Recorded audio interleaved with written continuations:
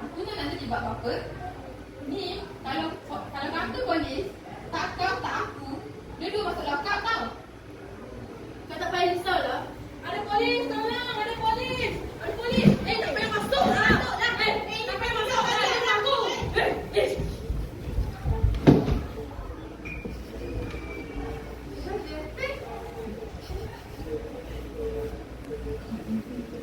Ini masih jago tak? Aku dengar rumah ni ada aktiviti yang mencurigakan. Aktiviti apa? Guys, kita masuk. Oi, sabar. Kau sabarlah. Doktor, kau tunjuk pun kau. Kau tunjuk mesej tu.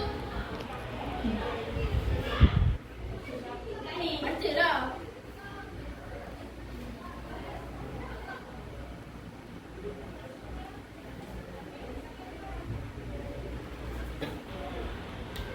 Ini apa?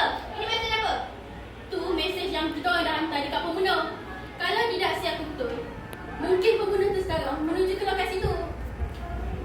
Sebab hanya mangsa dan pembunuh